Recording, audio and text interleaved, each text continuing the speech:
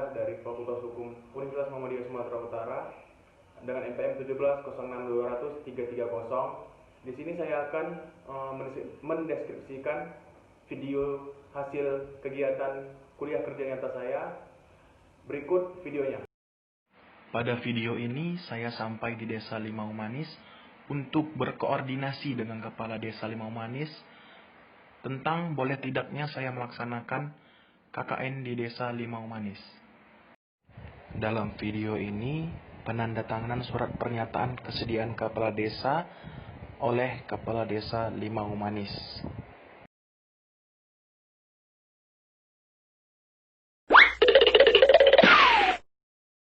Assalamualaikum warahmatullahi wabarakatuh. Saya Adrian Purba dari Fakultas Hukum UMSU.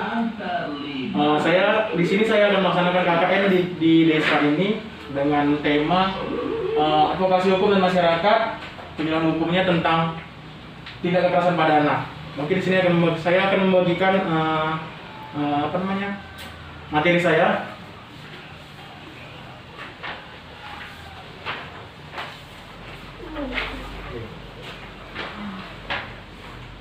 Di sini saya akan menjelaskan yang pertama, kekerasan pada anak. Yang kita tahu, hak asasi manusia adalah hak yang dimiliki manusia sejak lahir dan berlaku seumur hidup, serta tidak dapat diganggu gugat. Jika kita lihat perkembangan HAM di Indonesia ini, ternyata masih banyak pelanggaran HAM yang sering kita temui, mulai dari pelanggaran ringan hingga berat yang mengakibatkan kematian. Salah satu contoh dari pelanggaran HAM di Indonesia adalah kekerasan pada anak. Kekerasan terhadap anak adalah perilaku tindakan penganiayaan yang dilakukan oleh para orang tua, wali, atau orang lain terhadap anak sepanjang mereka masih berstatus anak secara hukum. Bentuk secara seksual dan kekerasan secara sosial. Banyak orang tua yang menganggap kekerasan pada anak adalah hal yang wajar. Mereka beranggapan kekerasan adalah bagian dari mendisiplinkan anak. Mereka lupa bahwa orang tua adalah orang yang paling bertanggung jawab dalam mengupayakan perlindungan dan tumbuh kembang anaknya. Ada beberapa kriteria yang termasuk perilaku menyiksa dan kekerasan adalah menghukum anak secara berlebihan, memukul, menyulut dengan ujung rokok, membakar, membanting, menampar, terus-menerus mengkritik, mengancam, atau menunjukkan sikap penolakan terhadap anak. Pelecehan seksual, menyerang anak secara agresif, mengabaikan anak, tidak memperhatikan kebutuhan makan, bermain, kasih sayang, dan memberikan rasa aman yang memadai. Adapun macam-macam kekerasan terhadap anak, satu, penyiksaan fisik atau physical abuse. Segala bentuk penyiksaan secara fisik dapat berupa cubitan, pukulan, tendangan, menyunduk dengan rokok, membakar, dan tindakan-tindakan lain yang dapat membahayakan anak. Banyak orang tua yang menyiksa anaknya mengaku bahwa perilaku yang mereka lakukan adalah semata-mata sebagai suatu bentuk pendisiplinan anak, suatu cara untuk membuat anak mereka belajar bagaimana berperilaku baik. Yang kedua, penyiksaan emosi atau psychological emotional abuse. Penyiksaan emosi adalah semua tindakan merendahkan atau meremehkan anak. Selanjutnya, konsep diri anak terganggu, anak merasa tidak berharga untuk dicintai dan dikasihi. Jenis-jenis penyiksaan emosi adalah penolakan, tidak diperhatikan, ancaman, isolasi. Yang ketiga, pelecehan seksual atau sexual abuse. Pelecehan seksual pada anak adalah kondisi di mana anak terlibat dalam aktivitas seksual. Anak sama sekali tidak menyadari dan tidak mampu mengkomunikasikannya, atau bahkan tidak tahu arti tindakan yang diterimanya. Yang keempat, pengabaian atau child neglect. Pengabaian terhadap anak termasuk penyiksaan secara pasif, yaitu segala ketiadaan perhatian yang memadai, baik fisik, emosi, maupun sosial. Adapun faktor penyebab kekerasan terhadap anak, ada banyak faktor yang sangat berpengaruh untuk mengarahkan seseorang kepada penyiksaan anak terhadap anak. Faktor-faktor yang paling umum adalah sebagai berikut. Satu, lingkaran kekerasan. Seseorang yang mengalami kekerasan semasa kecilnya mempunyai kecenderungan untuk melakukan hal yang pernah dilakukan terhadap dirinya pada orang lain. Yang kedua, stres dan kurangnya dukungan. Menjadi orang tua maupun pengasuh dapat menjadi sebuah pekerjaan yang menyita waktu dan sulit. Orang tua yang mengasuh anak tanpa dukungan dari keluarga, teman, atau masyarakat dapat mengalami stres berat. Yang ketiga, pecandu alkohol atau narkoba. Para pecandu alkohol dan narkoba seringkali tidak dapat mengontrol emosi dengan baik, sehingga kecenderungan melakukan penyiksaan lebih besar. Yang keempat, menjadi saksi kekerasan dalam rumah tangga adalah sebuah bentuk penyiksaan anak secara emosional dan mengakibatkan penyiksaan anak secara fisik. Kemiskinan anak dan akses yang terbatas ke pusat ekonomi dan sosial saat masa-masa krisis. Yang keenam, peningkatan krisis dan jumlah kekerasan di lingkungan sekitar mereka. Adapun dampak kekerasan terhadap anak-anak korban kekerasan umumnya menjadi sakit hati, dendam, dan menandakan perilaku menyimpang di kemudian hari. Berikut ini adalah dampak-dampak yang ditimbulkan kekerasan terhadap anak.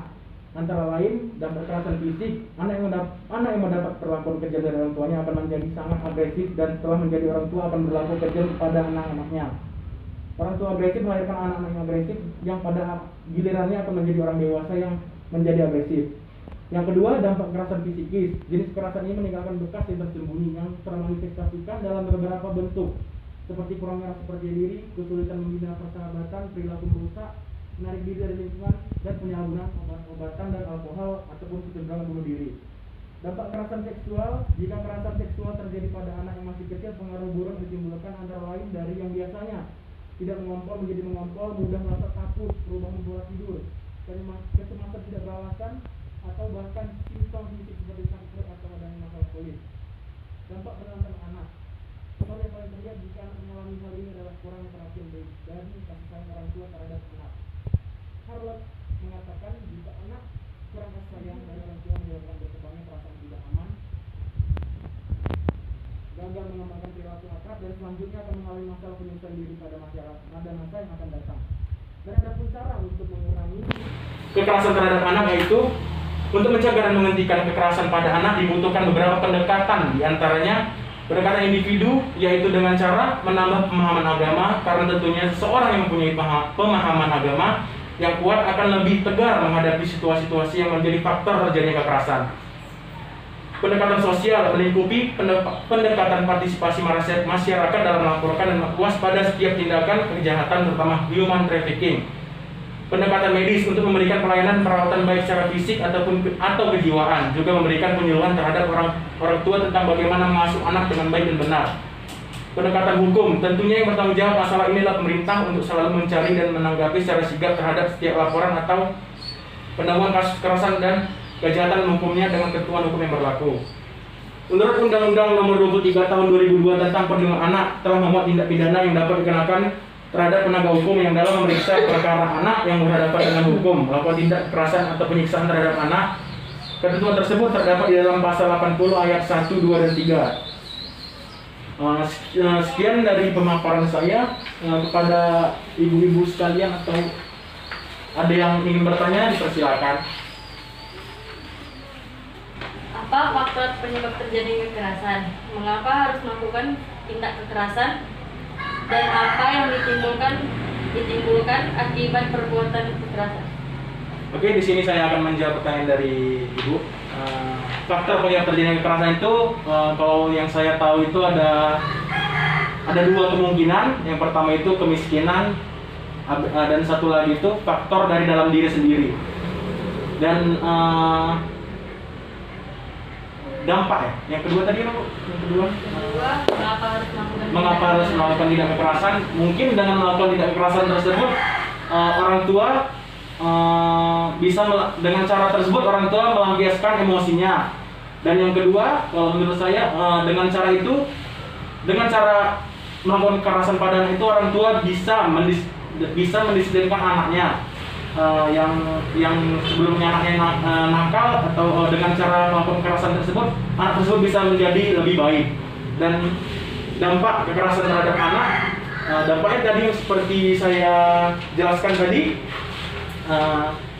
dampak kekerasan itu ada pada kekerasan fisik, kekerasan psikis, kekerasan seksual, dan penelantaran anak. Mungkin itu saja, Bu, jawaban dari saya. Lebih dan kurang saya mohon maaf. Sekian pemaparan atau penyuluhan hukum ataupun sosialisasi hukum atau edukasi hukum dari saya. Lebih dan kurang saya mohon maaf. Bila bisa bila fastabiqul khairat. Wassalamualaikum warahmatullahi wabarakatuh. Waalaikumsalam warahmatullahi wabarakatuh. Dalam pembuatan desinfektan, saya menggunakan alat dan bahan yaitu Wipol, Biclean, dan air. Dengan takaran 250 ml Wipol dan Biclean dan 1 liter air.